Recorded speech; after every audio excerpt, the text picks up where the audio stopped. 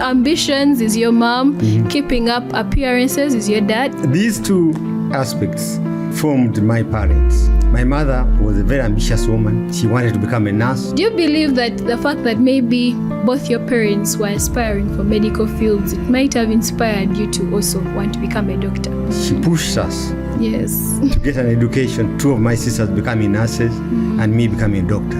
Okay. So then my father, who was keeping up appearances, he tried to approximate himself to a superior tribe. Now this character Musa picks up on both of them. He's ambitious, he wants to get the best girl. What led you to wanting to write this book? That incident occurred when I was aged 14.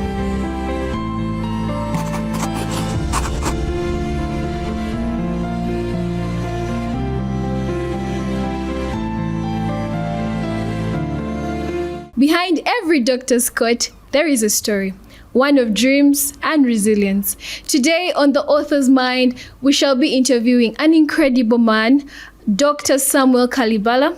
Thank you so much for giving us this opportunity to speak to you about these amazing things. We are so grateful that you took the time to come on this podcast. So today he's going to tell us so many amazing things. He wrote this book titled Ambitions and Keeping Up Appearances in the Making of a Doctor. So we're going to be tackling some of the amazing things he wrote about. And in case you have any questions for us in the comment section, just leave them for us as we are having this discussion. Yes. Thank you so much, Doctor, for coming. Could you tell us a little bit about this book? Yeah, so this book is fiction, historical fiction. Yeah. That starts from the time my father went to school in 1920 up to 1984 when I graduated as a doctor. Yes. So we cover that span, but we cover it as fiction, as stories. So it's not a factual narrative of my autobiography. And so to make it fiction, I created a character called Musa. Yes. And that character is the one who tells the story. Then my job became easy to be just the writer of what Musa tells me. All right. So it's just mainly fiction. There is no truth to it? This fiction is based on truth. So what part is fiction and what part is truth? Yeah, so the fiction is that I created the characters and tried to disguise them from the real people. So to tell one story, I created a character and I put in the characteristics of that person, their education, their profession, to disguise from the real people in real life, because I didn't want them to be surprised that you wrote about me without consultation. Yeah. So the main characters that Musa interacts with are fictitious. Yes. They are fictionary. They are created intentionally to disguise who the real people were. So these scenarios were based on his real interaction with people. Okay. So you, Samu and Naomi are fictional characters? No. So the parents, both Yes. Naomi and Yosam, they are real. Okay. Yes. And the brothers of Musa are also real. So I took the liberty to use their stories in real life The way it happened. because I knew they wouldn't object. Oh, yes. But then the other people, the friends and so on, I disguised them. Okay, interesting. So the story of Musa, is it your story? Yes. Okay. And Musa is my nickname. It is the opposite of Sam. Samu, yeah. And I was given this in primary school. We used to play this game of saying someone's name in the opposite way. So S-A-M-U is Sam. Yes. But then M-U-S-A is Musa. Yes. So they used to call me Musa as a nickname. That's it. That's very interesting. That's very interesting. So could you tell us why you chose this poem, Ambitions and Keeping Up Appearances in the Making of a Doctor? These two aspects formed my parents. Yeah. My mother was a very ambitious woman. She wanted to become a nurse. And even when she failed, she pushed us Yes. to get an education. Two of my sisters becoming nurses and me becoming a doctor. Yes. So ambitions drove her. And she did everything she could. Okay. So then my father was a guy who was keeping up appearances. Oh. And that is very, very important because he tried to approximate himself to a superior tribe. Yes. And so he kept up appearances. Now, this character, Musa, picks up on both of them. Yes. He's ambitious, he wants to become a doctor. He's ambitious, he wants to get the best girl in town. True, true. But because of poverty, he has to keep up appearances in order, to shine high with the girls. Yes. Yeah. Okay, that's so interesting. So ambitions is your mom, keeping up appearances is your dad, and then in the making of a doctor is you. Yes. Wow, this is beautiful. I love the combination of that. Yeah. Do you believe that the fact that maybe both your parents were aspiring for medical fields, it might have inspired you to also want to become a doctor? Yes, it did. It did. And it is natural. And I think that happens to many other kids. They tend to take up, some kids tend to take up their parents' professions. So I was inspired by that. Yeah, and I was destined to become a doctor. Oh, that's amazing. We are so glad that you chose that path. Yes. So what moment led to the point that led you to asking yourself this question that maybe I should write this book? What led you to wanting to write this book? So that incident occurred when I was aged 14. Okay. So when I was age 14, I was due to go to secondary school and I didn't have enough money. And one day before missing my position at secondary school, a neighbor met me and asked me, "Are you not the boy who passed well in primary school? You're supposed to be at school now, in secondary school." Was it Dr. Mark? Yeah, Mr. Mark. Mr. Mark, yes, Mr. Mark. So that is, to me, I'm religious in my own way. Yes. And I believe that was a miracle. The way I happened to be walking at that time and Mr. Mark happened to be riding his bicycle. True. That incident. And then the next day, that day he lent us money and the next day I went to school. Wow. If I hadn't been walking on the village street that day, or Mr. Mark had not been riding his bicycle at that time, nothing would have happened. So I immediately, after I went to school, started school, I began writing an exercise book, this story of Mr. Mark. Then, that same time, I met Mary. A very, very, very beautiful girl. Yes. I loved her and she loved me back in her own way. Yes. And I also wanted to write her story. In the letters that I used to write to her, they were kind of poetic. Yes, I saw that. So the beginnings of this book were then between age 14 and 17. So I was inspired to write the book. Wow. But you can imagine that since then, it is until I was aged 63 that I actually wrote the first story of that book. Yeah. And why? Because I took a course in creative writing. When I took that course, they teach you to write a real story as your product. So I wrote my mother's story. She wanted to become a nurse. Yes. That's what I wrote. And I was creative. I made fun of my mother. And I didn't apologize because she passed away, but she herself in her own life, she used to make fun of herself like that. So I made fun of her. And the teacher liked it. And she gave me an A. Wow. So with that, having learned to be creative and make fiction out of a situation, I went straight away and wrote my father's story.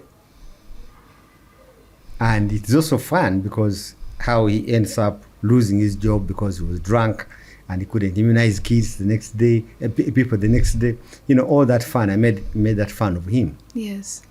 So those two were good and easy. Then now I got stuck when it came to writing my own story. Could you tell us why you got stuck? I got stuck because I am married and I've got children and grandchildren. And talking about my romantic adventures when I was a kid became a problem. Each time I tried to write using the first person, I did this, I felt this way, I was stuck. I was trying to find a way of writing a book which won't offend my wife. You can say, how can she be offended? But I'd watched movies where spouses, when someone talks about who she loved or he loved way back in high school, a disagreement can emerge from that. Yes, true. So you are thinking about Mary. How did you even love her? Someone who was a long time ago. Yes. So, but then that's when I discovered, why don't I create a character? So when I created Musa, everything became easy. You can imagine changing from the first person to the third person made the biggest difference. Wow.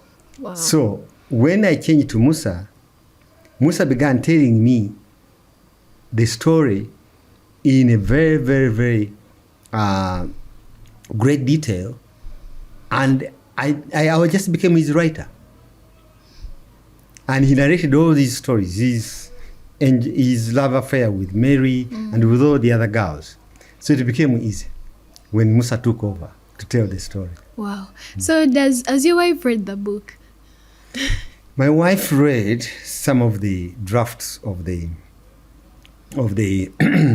the paragraph. I mean the stories, and she's a reserved person. What she agrees with, she comments about. What she doesn't agree with, she keeps quiet about.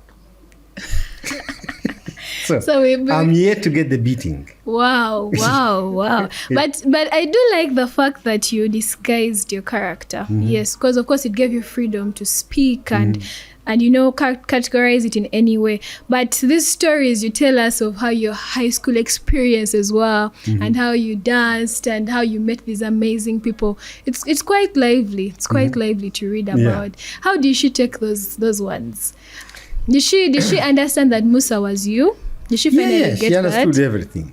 But as I say, I'm yet to get the beating out of it, because that is the way that's her character. Yes. But I think that these stories, to me, they are stories I wanted young people, adolescents, to read, because that is how life is. That's how we are brought up. Yeah. It's that balance. Be careful, my child. Read your books. Do not get involved in affairs and so on. And yet, the same parents expect us that when we are mature, we should get married to someone. How you get married to someone without having learned the process of courting and romantic relationships, I don't know. But that's how our parents expect us.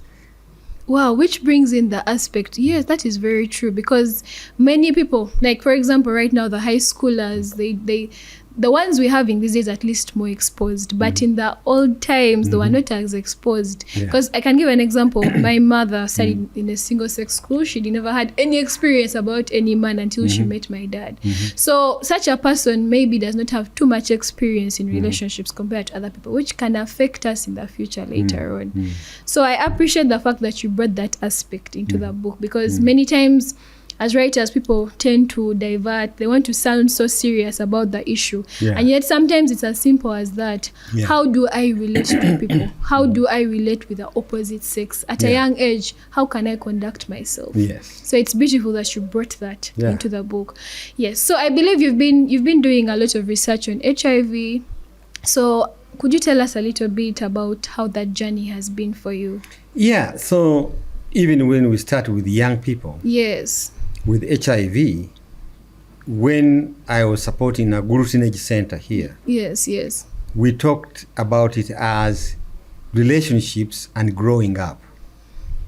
And so the young person is challenged with at least two relationships: the peers, the fellow young people, what they value, what they want, those young people who are known to be great people in school or wherever it is.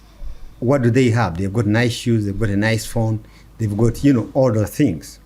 So this young person is under pressure to approximate themselves, to keep up appearances with that person. Then also they have relationships with other people. They have relationships with parents. Parents don't understand them.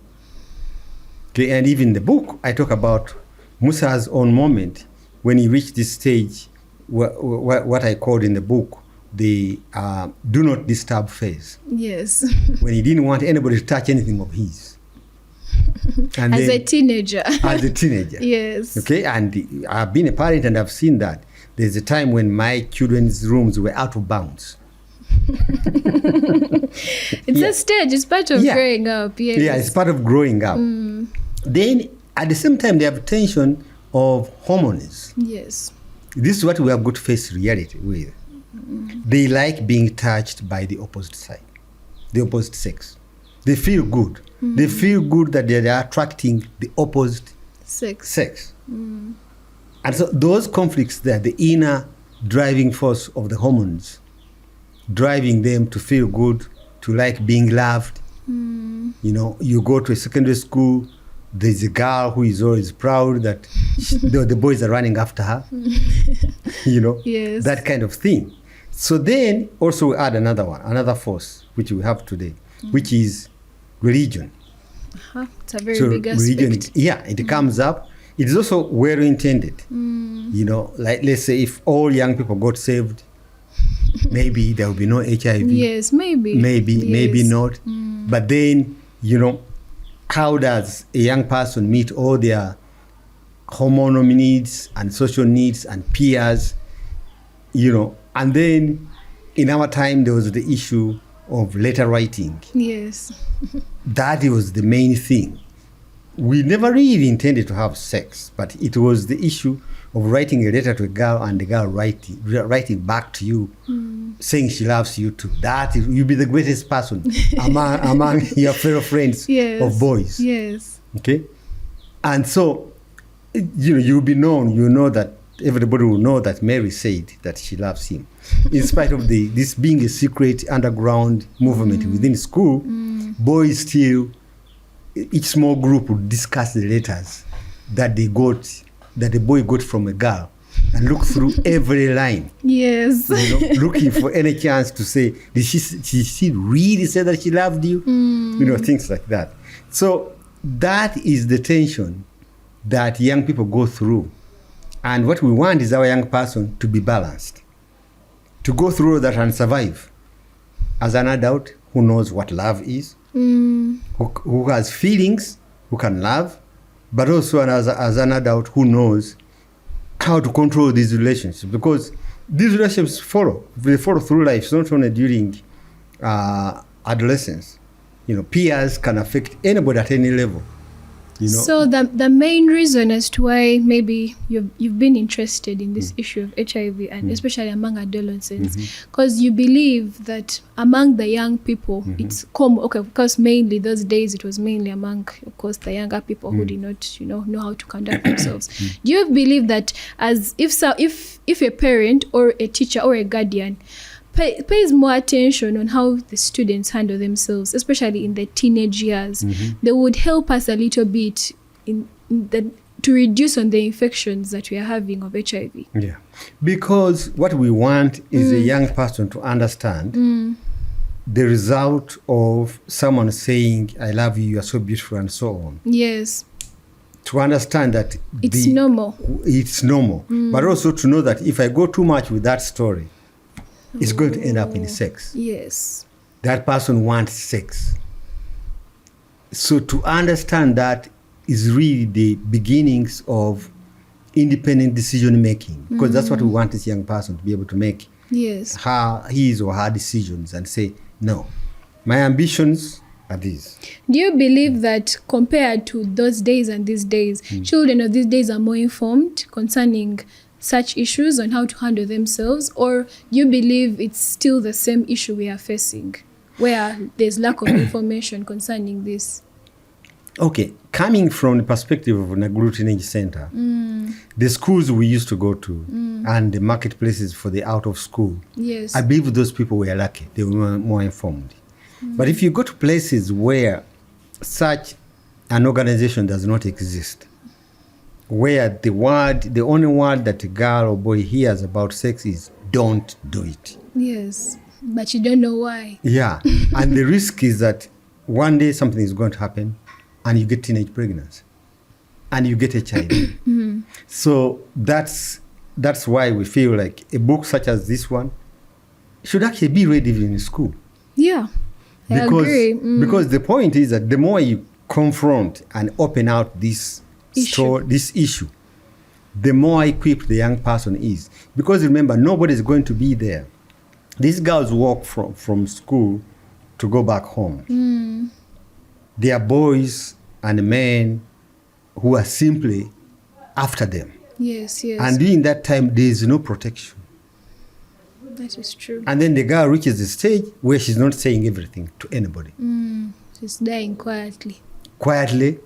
And the mother says, she's not talking to me anymore. The father says, she's not talking to me anymore. And then they begin seeing the girl turn up with a good hair, with a good phone, and nobody can ask a question. And then in the end, there's teenage pregnancy. I'm talking about teenage pregnancy because that comes first. That's what we see. Yes. Infection could have taken place, but nobody sees that for a long time. So they don't see that and they think everything is okay, yet they're already infected. Yeah. And you're right, so many people, especially us in the African region and East Africa, many times in the rural areas, there's no information about this. Yeah. So people just get sick and they are walking around. You don't know if they are sick or not. So yes, it is really important. So what was the main reason as to why, as a doctor, because as a physician, you'd have chosen to choose another field of research. Why did you choose HIV? Okay, so I chose HIV because I was first posted to Masaka Hospital. Okay. Masaka Hospital, at that time, the greatest prevalence of HIV was in Rakai. Yes. And those patients came to us in Masaka Hospital. Oh. So I began seeing patients, began reporting numbers. The ministry recognized me. And then, ever since then, my whole career has been on HIV. And the more you get involved, and seeing real people, listening to you, discussing with you their real life stories, and turning out, even if they are infected, turning out to be very good people who teach others. Yes. The more you get involved, the more you realize, this is a powerful thing. To be counseling people about HIV is a powerful thing. It is. It's commendable, the work you've done. We truly appreciate that effort. So many people see doctors as symbols of success. What made you think what made you show us the human side of it? Because maybe you would have come in and written about the medical part of doctors. Why did you choose the human side of it? Yeah, I think that the medical part of doctors, it is all, they pound us with knowledge and with bedside manners, with clinical knowledge, to fight disease. Yes. And they make us not think about the person in whom the disease is. Okay. So if I come with my pen, my stethoscope, I examine you, I think you've got a chest infection. My whole brain is to write a prescription to fight that chest infection without thinking about you. But HIV has taught us that everything, there's a behavior behind it. And even the new medicines that we have for HIV, the ARVs, again, there's a behavior, there's adherence that you need in order for you to control HIV using those drugs. Yes. So I tended to take to the behavior side of medicine. And so then it made me ask, what is the story behind this doctor? And in counseling, we say that before you counsel someone, you need to do self-awareness. Ask yourself where you are coming from. So Musa is coming from a situation where he was really, his whole life was study hard, do well, and impress the girls. True. Yeah. So he's what we call the instant gratification was when the girls were impressed by him. Yes. So coming from that perspective, you can understand why a thing like HIV could be spreading. The desire for instant gratification. Among young people, there is the desire to keep up appearances and be the hero. Always. That's what young people want. No young person wants to be ignored. Yes, I want They to be want noticed. something shining about them. Yeah. Yeah. Wow. So that is the aspect that I bring to the table. You know, to have realized that's the way a doctor should understand. Now it comes even to other diseases, other behavioral diseases like diabetes, hypertension, heart attack, body weight. So all those things are about behaviors. So if you decide that you're going to eat more food than the energy you're going to use, the result is that you're going to save that energy on your body and you're going to gain a big body. Yes. And if someone now begins to tell you about cut your weight, you can become reluctant, you know. And so that the behavior aspect of healthcare is what I took up upon, that realize that every aspect of health depends on behavior.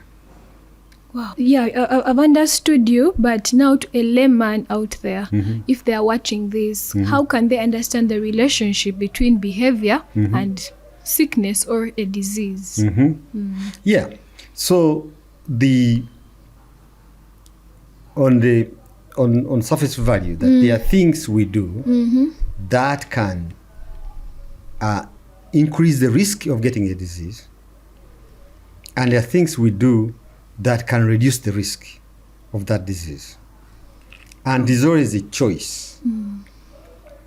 And we get information, we get educated about a disease, but we have to make the decision ourselves. So the way I behave, if let us say maybe it's the disease is HIV, the way maybe I protect myself and respect myself determines whether I will get it or not. Yes. What of the mental bit of it? Maybe, you know, that aspect where people are saying, I think today I woke up, I'm feeling sick. Is that also part of the same explanation of the behavior? Yes. So there is a real behavior, is not just behavior. There's a real link in the body. Okay. This is interesting. Yeah. So let's say stress. If you are stressed, there are stress hormones that the body produces. And those stress hormones can therefore work to create hypertension. Okay. And also, the stress hormones can do something else, which we call chronic inflammation, meaning your body keeps fighting all the time. And those things, once they begin happening to you, you become prone to disease. So, if we're going back to stress, so if your behavior is to say that I want to avoid unnecessary conflict, which you can do. You can say people arguing about a football match between Manchester United and which other team? Arsenal. Arsenal. I can listen, but I'm not going to get involved. I'm not going to be desperately an Arsenal supporter. Yes. Because I don't even know them. It doesn't matter to me. But the decision is yours. Another person, on the other hand, will even put a bandera of Arsenal on his motorcycle and ride around the whole town the day Arsenal is playing. So that one has gone one way. So it is a choice. So avoiding conflict is one way to avoid stress. Another one is constant stressors. Okay. Like traffic jams. So those ones also have been associated with the disease. So you ask yourself, how am I going to avoid to be stressed all the time? You know, there are borders hooting this side. There are taxi men trying to pass me this side. There's a policeman standing here. How do I avoid that? You can decide. For me, I am always going to be leaving home at 5 a.m. Something like that. Yes. So I've given broad things, but you know that the professional decision I took was about HIV, which is a sexually transmitted disease. Yes. And so for those, Definitely, it is always a decision somewhere. Apart from rape, there's always a decision somewhere. Someone gives in and has sex when they're not supposed to have sex. True. So what percentage do you think behavior contributes to disease? Is it more compared to other aspects, or?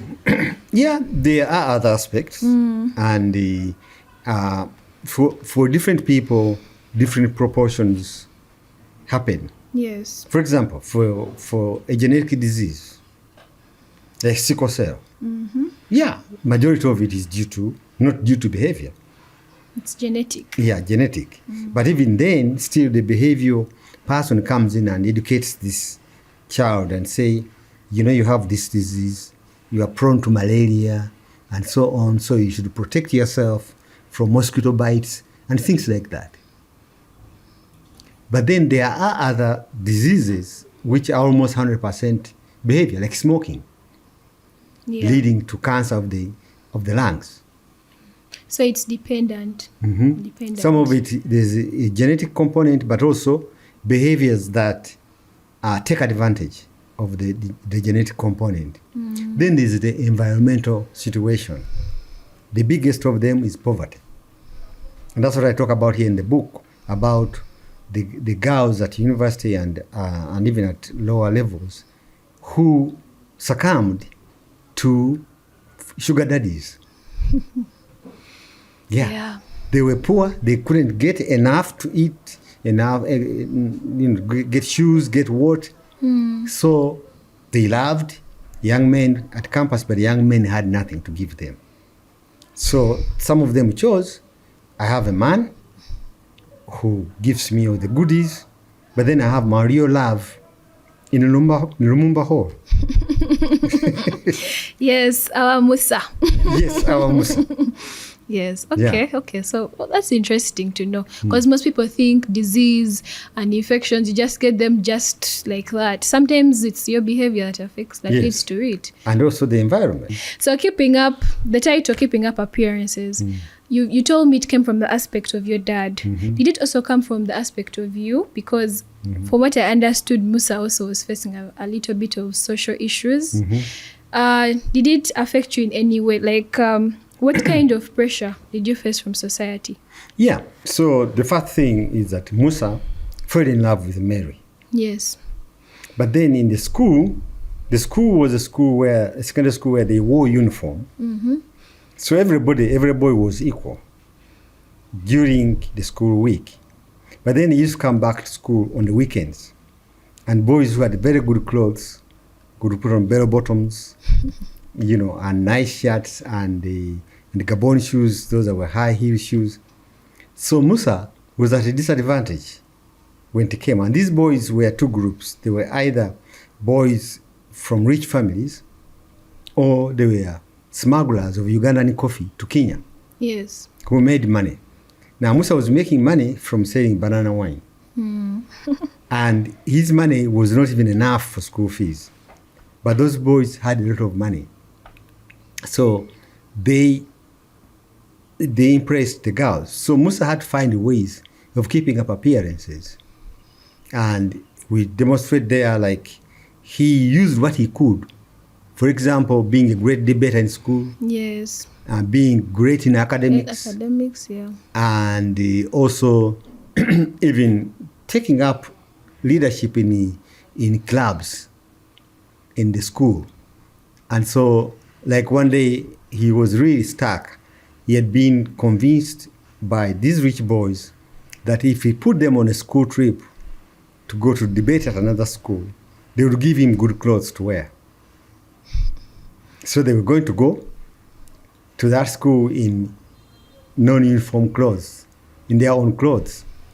But then, when the school teacher saw the list of people, Musa had the authority to write a list of people who are going to go to the school trip.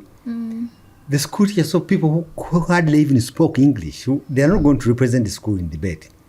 But they were rich, and they had promised to lend Musa shoes and good clothes. And Mary was going. So he was intending to show off to her. But that Friday evening, he had to make a big decision. When the teacher said, no, you have to take real debaters. remove all these people. So when he removed them from the list, he coined something. He told them that the patron for the debating club, first of all, has removed these names and put new names. But he has also said we must all put on school uniforms. There he was lying. He created it himself. Because that's the only way he would survive with Mary, if everybody put on school uniforms. Yes. So that is his ways of keeping up appearance. Keeping up appearances. Do you believe that maybe the reason as to why, to some extent, keeping up appearances has affected our society, hence leading to diseases like HIV? Yes, it has. It has very much. Because the same thing happens to girls. Yes. When one girl in a secondary school, has got a nice phone, every other girl wants to get a nice phone or even a hair make, And then the girl tells them, go with a man and, my man friend bought me this phone. How do you think as a society we can solve such an issue? Okay, address it, maybe not solve it. Okay, yes, to solve, of course. Because we have these ranks, these socioeconomic ranks, and they will never disappear. Yeah. And each time you look at it, the gap between the poor and the rich continues to expand. But I think that the way to address it is parents to talk about it. What I've observed from my relatives and so on, is that when a girl appears with a new phone, nobody asks how you got the new phone. True. That is very true. Yeah, because the parents cannot afford. The girl had asked for a new phone and they couldn't afford it. So they are surprised that now she has got a new phone. And they just keep quiet. So do you think maybe close monitoring from the parents, from the guardians could help? Close monitoring and listening. Do you think if we eradicated poverty or at least reduced it to some level, it would also solve that issue? Yes, it will solve the issue if the socioeconomic status of the homes improved. Yes. But we know not every home will reach that level of buying a smartphone for their kid because they don't even have enough to pay school fees. That is true. But I think that listening and talking. Okay, if the girl, the first time she asks for a smartphone, the mother says, are you stupid? You don't have even school fees. Why are you asking for that? And the conversation ends there. Then the mother has missed an opportunity to open up the whole discussion. Why do you want a smartphone? Then the girl can say, all my friends have got smartphones. Yes, and it's happening a lot in our society today. And I feel like, in fact, in those other the previous times, it was actually much better. Now it's even worse. Yeah. It's worse. So we maybe need to teach them a little bit more of self-esteem, or we need to maybe, have more mentorships with them as they get older, especially in that adolescent stage, because that's the stage that actually defines. Yes, and I think self-esteem is very important. Because every child wants to be a winner, a hero in some way. Yes, they do. So if we do like what Musa did, which is concentrate on the academics and show off your maths, show off your academics. So even if you don't dress well, people will begin respecting you. Yeah.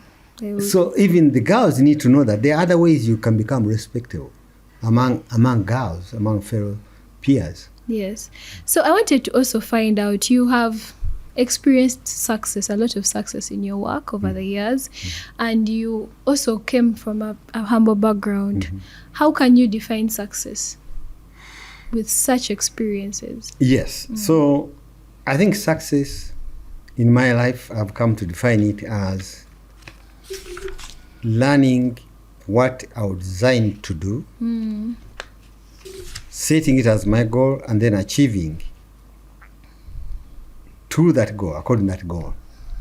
So I think each person, and now I'm becoming religious, but I think that is, you don't have to be Christian religion or born again, but everybody, whatever religion you have, whatever your spirituality is, yes, you need to ask yourself, why did God make me?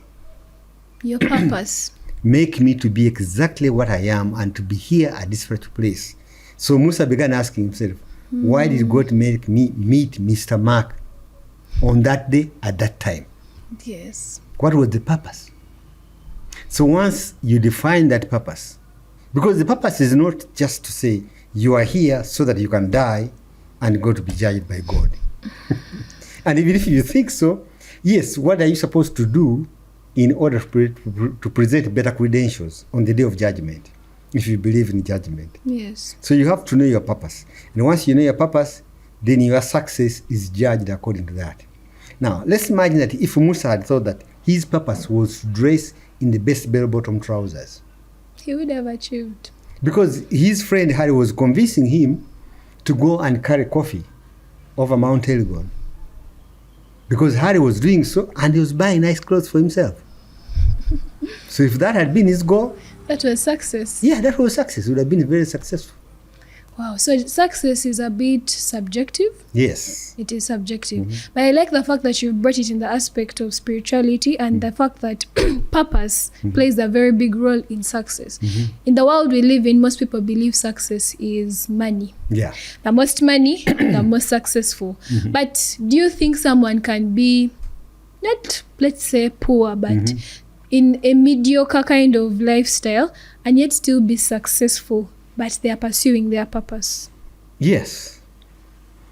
I grew up in a place where people of that level existed. A typical successful man in our village had a bicycle and had a Mabati house and had land where they would grow food to feed their family, and had cows. Okay, they say you begin with chicken. If you have enough chicken, you buy goats. You have enough goats, you buy cows. So such a person, those people exist in our village. People who had self-sustaining, he has his bicycle, he can feed his family, and when they came to education, those people could actually sell a cow to pay school fees for a term for a kid.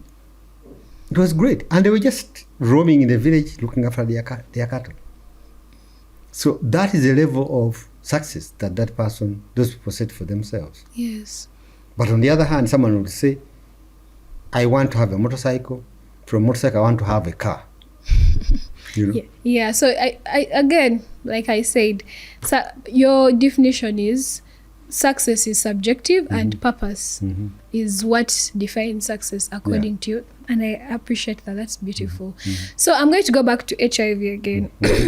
I was reading a little bit about it. What are SD4s? CD4s. CD4s, SD4s. CD4s. Yes, please correct me if I'm wrong. Yeah, CD4s. Yes. These are a name given to a group of defense cells that we have in the body. These defense cells were discovered to be the ones that the body produces to fight HIV. Yes. And so when a person is weakened by HIV, those CD4 cells go down. They reduce. When that person, the body immunity comes back and maybe they've got ARVs, the CD4 cell count goes on improving. So we use that to judge the body's immunity. Yes. Okay, interesting. So in case someone is on ARVs, they reduce. When they are on ARVs, the CD4s improve. They increase. Okay. Oh, that's interesting. I was asking you because maybe there is someone out there who needs to know some little information concerning this, and they could, get from the experts. Yes, but also we also have another test, which CD4s measure the body's defense. Yes. But we've also got viral load, which measures how much virus you are carrying in your body. So they go in opposite directions. When you've got ARVs, the viral load goes almost to zero, which you call undetectable. So the viruses that are floating in your body reduce to zero, while your CD4s increase maybe up to 1,000. So that is where you want to be. Interesting. So, with the years of experience you've had in the research of HIV, is there any new information you could give us about, maybe is there a cure, or is there something close to a cure that we are having out there somewhere? Okay, so the closest we are getting to a cure is a simple ARV treatment that is just one tablet that you can take and continues to suppress the virus. That is not a cure, but in terms of treatment, that can make you almost feel like you're cured because you also don't transmit. Now, there is also an effort of very dedicated scientists who are continuing to look for a vaccine against HIV. That group of scientists is continuing, and the problem they haven't solved is that the virus mutates, it changes its code. So they design a candidate vaccine which might work, but as they are testing it, the virus has already changed. Wow. That thing came to kill us when you realize that you can trick scientists. Wow, that is interesting information. Yes. Okay, let me leave HIV. Let's go back to the book. I noticed you are constantly reminding us of the historical times you are in. Yeah. Why? Because the history of this country is demonstrated in the lives of the people in this book. Okay. The British came. They had an agreement with the Kabaka in 1900. And the agreement they had is that they will protect the Kabaka. That we became a protectorate. And the Kabaka, they will give the Kabaka guns to go and conquer smaller tribes. So that's what happened to the East. Semei Kapungulu went to the East on behalf of the Kabaka, and he conquered the East. And the colonization was complete, which was religion, language, and lifestyle. So people in the East, like Musa's father, they became, first of all, educated by Baganda missionaries. And they didn't only teach them how to read and write, but they also taught them the Luganda language, to read and write Luganda properly, and the Luganda behavior. So they were kind of copying, the Baganda colonists were copying what the British colonists were bringing. So what happened in the East is that some Easterners came up to realize that the most superior person is to be a Muganda. And that's why Musa's father began keeping up appearances. And he created this club. He was part of this club of the Baganda-like elite club in Mbale. Yes. And that goes up to today. If you go to Mbale, the language spoken is Luganda. And if you go to Mbale, there is always Luganda service that is there in the church. The mosques, they preach in Luganda. And some tribes have not even translated the Bible into their language. They just use the Luganda Bible. Which brings in the aspect of how the political systems constantly affect us every day of our lives. Yes. In whatever we do. And I like the fact that you kept on reminding us that the times of Amin. Could you tell us about the story of when you are going to have a debate and one of, I think your colleagues had to imitate the president of that time. Yes. So what happened is that when we used to go to debate, when Musa used to go to debate, at A level, we were imitating the African Union. Yes. So each country we brought countries, presidents were speaking. So for Amin, we were warned to be very careful to make sure that we have a guy who is well-dressed, like Amin, and who is going to be respectable. So we made that guy, what he talked about was Amin's economic war. He bragged how successfully he had expelled Indians, and he invited other African countries to come and visit and see that every shop in Kampala was manned by an African. Wow. Yeah, and it was true. But the story behind it is that the economy was deteriorating. Yes, but those times were very rough. Every person I hear speak of that time, it was a rough time. So after the debate, the presentation in the auditorium, the countries went out to have an interview with their press ladies. So the question that we designed for Amin to answer is to tell us how he judges the success of his economic war. Okay. And the answer we gave him, which was very clever, is that the businessmen are becoming fat. I like the way you guys were. You really needed to hide under there. And that was, we were safe. Because it is true, he was bragging that these are mafuta mingi, big people who have got a lot of fat. Yes. And the reason why Musa had to do that is that they were studying with kids whose brothers were in the military. And if anybody made fun of Amin, these boys would report to their brothers and say, this debate was designed to make fun of our president. Wow. So they had to be really careful and honestly debate that Amin is the greatest thing that has ever happened. Do you appreciate the times we are in now compared to the time you guys were in before? Yes, the biggest difference is there is no use of blunt force. Because Amin's people, they got annoyed by the fact that people in the southern part of the country were rich. And that anger could be expressed. The worst expression was they see a motorcade of a wedding group. It approaches the roadblock. They take the bride in her white dress and make her sit down in dust or in mud.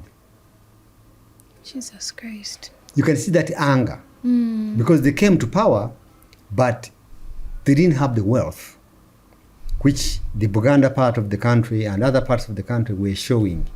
So that really made them angry and bitter. That we don't have that now. A person has their wealth and they can do a big kwanjula the way they want it. Nobody is going to say, this big kwanjula here, who is funding it? Everyone minds their business. Yeah. So to me, that is the biggest difference. And some people may not think that's big, but we were really tortured psychologically. Yeah. I talk about the situation where all night dance, all discos and parties had to be sleepovers. You cannot go to a party and then try to walk back at midnight or anything. You had to be confined. And then, Makerere was the safest place. Wow. So in the group of Musa's group, there's a guy there with a music system. His cousin had brought his music system to keep it with him. Because if it was seen in any house in Kampala, they would come for it. It's by God's grace you guys made it to at least this other regime, because it was really terrible. Anyways, lastly, moving to the launch. I believe you're having a launch, I think, this Saturday? Yes. Could you tell us a little bit about it? So the launch is going to be November 1st. Yes. at 2 p.m. from 2 to 5 p.m.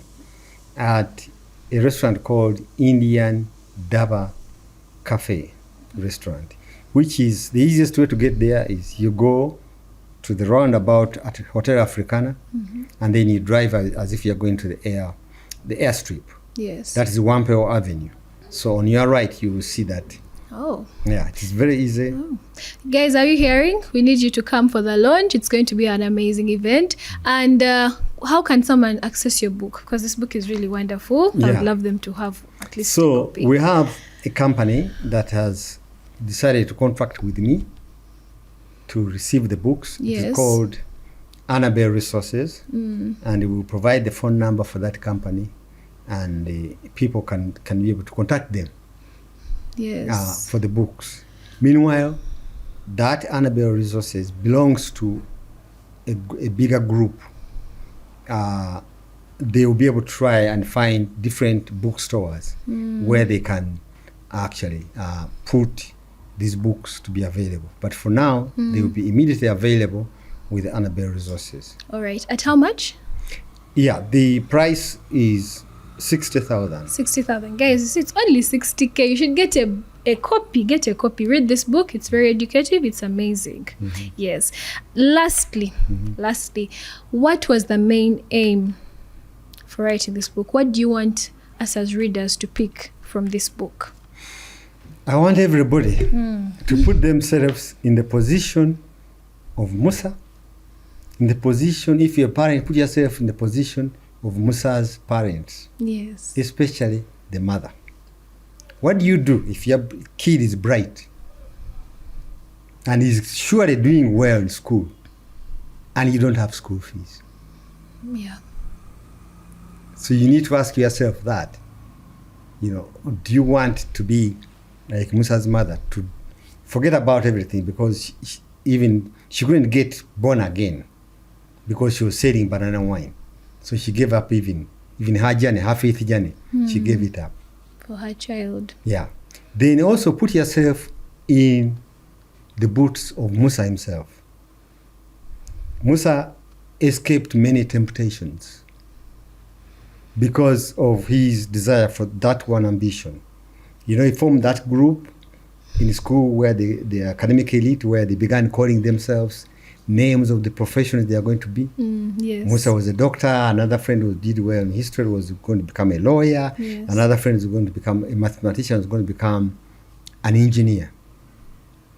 So if you are at school, you really need to begin naming yourself after your ambition. You can't just go to school for the sake of going to school or to please your parents. You have to think about what is it that you want. Yes. But then at the same time, don't lose your childhood or your youth. Enjoy loving and being loved. Beautiful. Yeah. Thank you so much for sparing this time to come and give us an amazing time. I had an amazing time with you. I hope you also enjoyed this interview with me. Yes.